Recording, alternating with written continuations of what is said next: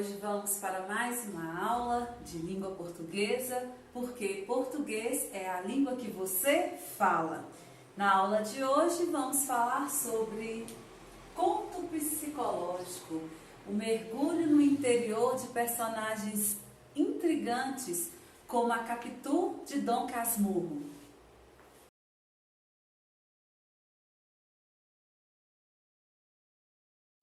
O que é o conto psicológico, então?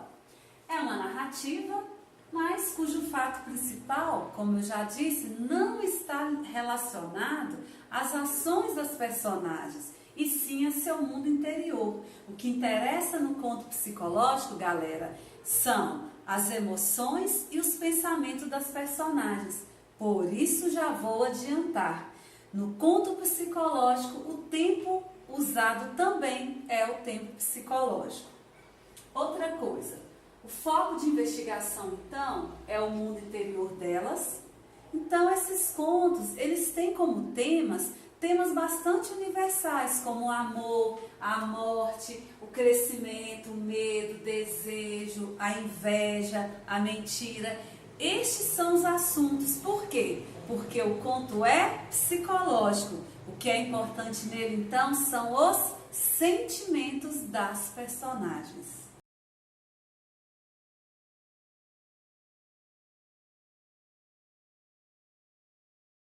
Para continuarmos a nossa aula, então, eu acho que nós devemos lembrar qual que é a estrutura do enredo de um conto. Porque o conto psicológico, ele vai usar essa estrutura. Ele pode até mudá-la um pouco, porque vai mudar, leitor, pode ter certeza. Mas ele vai usar essa estrutura. Primeiro, nós temos a situação inicial, que é o início da história. É quando o narrador, ele vai colocar os fatos em questão, apresentar o espaço, ou apresentar os personagens para o leitor, né, para vocês. Também, dentro da situação inicial, ele vai falar também do tempo, né? Como eu já disse, do espaço. O segundo ponto é a complicação. O que é a complicação do conto? Vamos lembrar, é o desenvolvimento, porque todo conto, ele tem um conflito.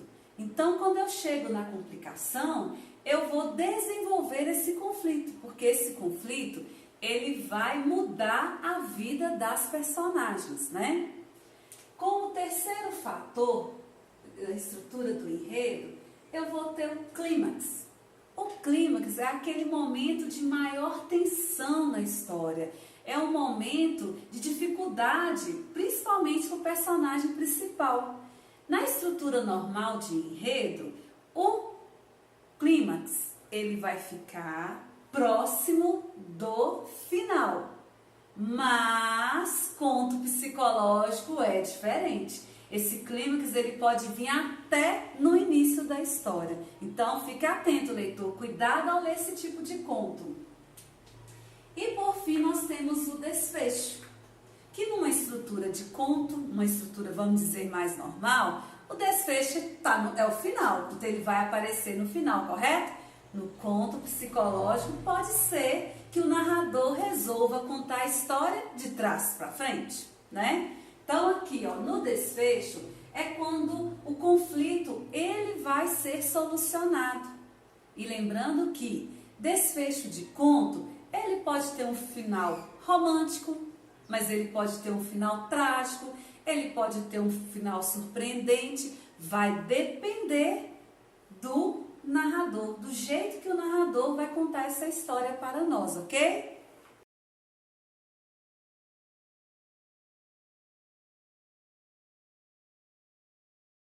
Agora vamos falar do tipo de narrador mais comum nos contos psicológicos, né? Lembrando que eu tenho narrador observador, que eu tenho narrador personagem, mas eu tenho também o narrador onisciente, e este narrador é que vai fazer parte, que vai contar as histórias nos contos psicológicos. Por quê? O narrador onisciente, ele é um narrador que não participa da história, assim como o narrador observador, mas ele sabe de todas as atitudes, pensamentos e emoções do personagem. O narrador onisciente é mais indicado nos contos psicológicos por isso, porque ele sabe o que se passa dentro da cabeça das personagens. Então, a melhor opção é o narrador onisciente. E através dele contar a história, ele vai revelando, né, as emoções, o que o personagem está pensando em fazer, qual que foi o sentimento dele em relação a algum fato que aconteceu com ela. Então, o mais importante é usar o narrador onisciente. É aquele que não participa da história, mas ele sabe de todas as emoções das personagens, ok? E aí nós temos também o narrador em primeira pessoa.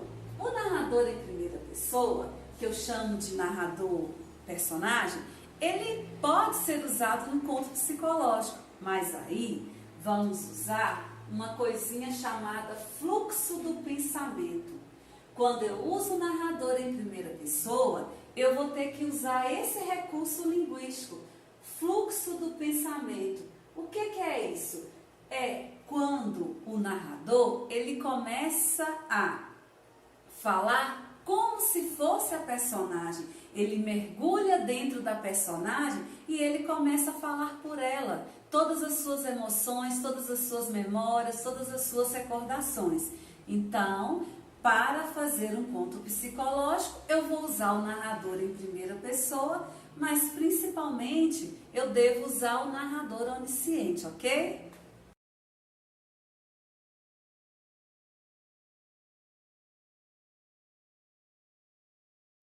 E o tempo?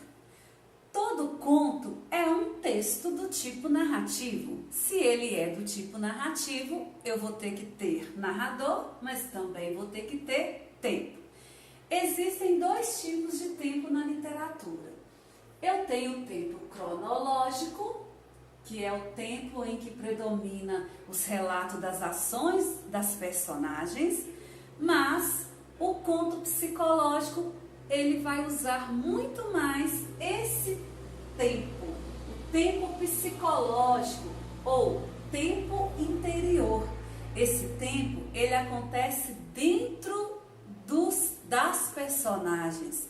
Então, esse tempo não é marcado por data, por hora, ele é marcado pelo modo que as personagens se vê diante de um fato.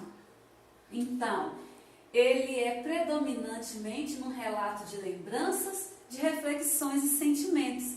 E este é o relato do conto psicológico. Então, nesse tipo de conto, nós vamos optar pelo tempo psicológico.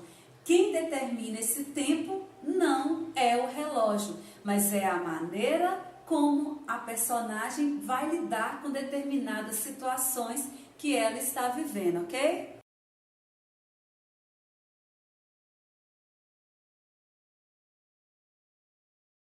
Agora vamos falar do espaço. Toda narração que se preze, a história acontece em algum espaço.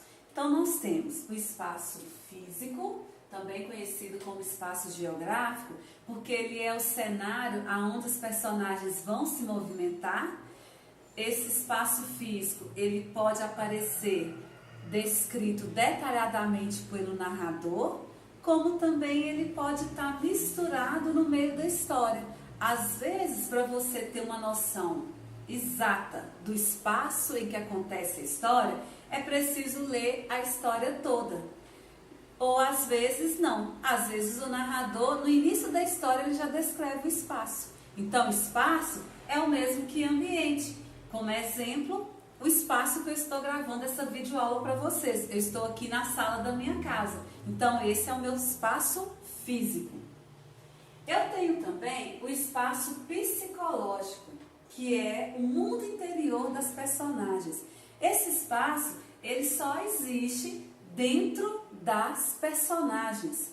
E ele é determinado não por uma descrição, ele é determinado pela maneira como a personagem vai pensar, refletir sobre um fato que acontece externo a ela. Então, o espaço interior ou espaço psicológico, ele tem uma relação com o espaço físico, né? A maneira como a personagem ela se adapta ao espaço físico, ela vai fazer uma reflexão e é aí que vai entrar o espaço interior, o espaço psicológico. Então, beleza? Dois espaços. Físico é o ambiente, é o cenário onde a personagem se movimenta, e o espaço psicológico é o interior da personagem, é a maneira como ela reflete sobre determinado acontecimento da vida dela, beleza?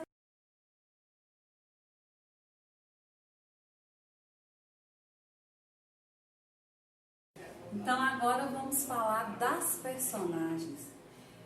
Quais são os tipos de personagem que eu encontro no conto psicológico? Não se engane, leitor. Personagens de conto psicológico, elas são aprofundadas, elas são complexas. Você sempre vai se surpreender com as atitudes delas. Você vai ler o texto e talvez lá no final do texto ela te enganou. Por quê? Porque elas vão ser aprofundadas, né? O que vai mandar no conto psicológico não é as atitudes delas, mas é a maneira dela pensar e agir diante de um fato. Por isso que é difícil você determinar, num conto psicológico, por exemplo, se a personagem é boa ou se ela é má. A classificação desse tipo de personagem é personagem esférica. É aquela que nem é totalmente boa e nem é totalmente má. Essas personagens também, normalmente elas são atormentadas por sonhos, elas têm umas memórias incertas, né? Elas se encontram diante de um mundo que elas não conseguem compreender ou elas não são compreendidas. Então as atitudes dela parecem assim um completo desajuste, né? São personagens que elas não aceitam as regras sociais, por exemplo, elas questionam muito as coisas e elas nunca vão ser 100% boas ou 100% más.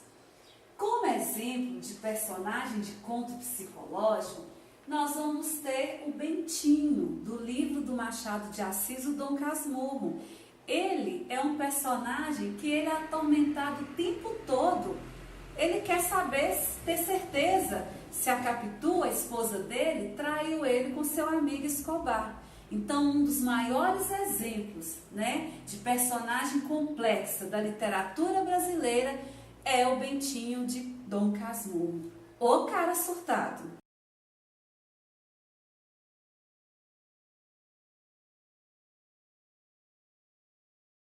E aí nós vamos chegar na linguagem. Qual é a linguagem adequada para o conto psicológico, né? É a variedade padrão? É a linguagem denotativa? Vamos lá. Ó, primeiro, há muito uso de figuras de linguagem. O autor de conto psicológico, ele vai se apropriar das figuras de linguagem para, inclusive, construir as personagens, tentar mostrar para o leitor quem é a personagem da história dele. Então, ele pode usar metáfora, comparação, metonímia, hipérbole e outras. Outra coisa, a variedade linguística escolhida no conto psicológico, ela vai depender de dois fatores. Ou ela vai estar de acordo com o tipo de personagem, ou ela vai estar de acordo com o leitor, né? O tipo de público que o narrador está contando a história. Então, eu vou ter uma variedade linguística utilizada de acordo com o público leitor e também de acordo com o tipo de personagem, com o grau de instrução de personagem, por exemplo. E eu vou usar figuras de linguagem para descrever ambiente, para descrever personagens, né? Mas essas figuras de linguagem, com certeza, elas vão estar no conto psicológico, porque afinal de contas, ele também é um texto literário.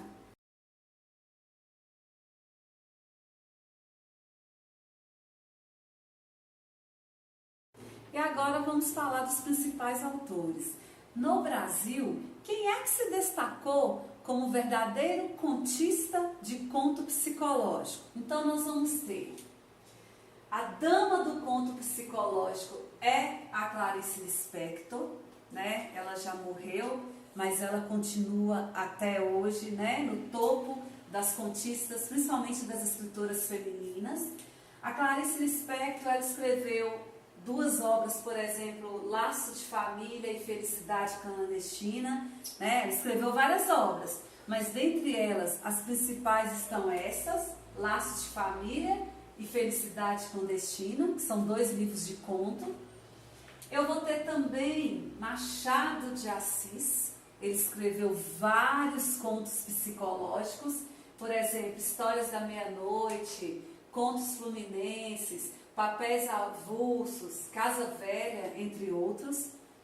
Vamos ter também o mineiro João Guimarães Rosa, com a sua Sagarana, Primeiras Histórias, também são contos psicológicos.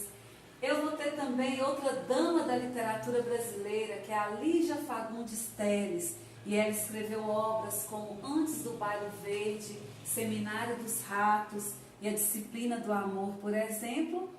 E tenho também Dalto Trevisan, é um curitibano que ele escreveu, por exemplo, Cemitério de Elefantes e O Vampiro de Curitiba, né, entre outros, mas os pioneiros mesmo foram Clarice Lispector, na ala feminina das escritoras, e Machado de Assis, na ala masculina dos escritores, ok?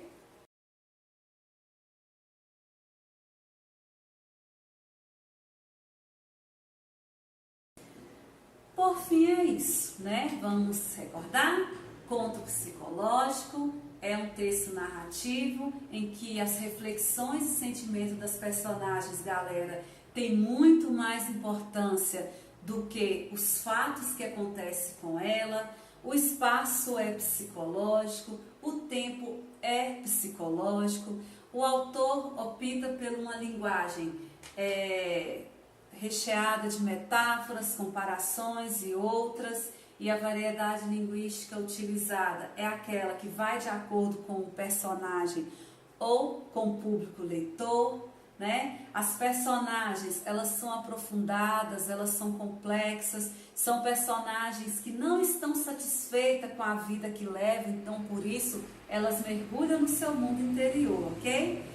Autores famosos, eu tenho Machado de Assis, o Dalto Trevisan, mas eu também tenho a Clarice Lispector, e eu vou terminar essa aula para vocês com um pensamento retirado de um conto da Clarice Lispector, que ela diz assim: gosto das ideias mais insanas, quer dizer, das ideias mais loucas, dos pensamentos mais complexos, dos sentimentos mais fortes. Resolvi trazer esse pensamento porque as personagens dos contos psicológicos, elas são assim mesmo. Elas têm as ideias mais loucas, elas têm os pensamentos mais complexos, mas elas têm os sentimentos mais fortes, ok? Tchau, até a próxima!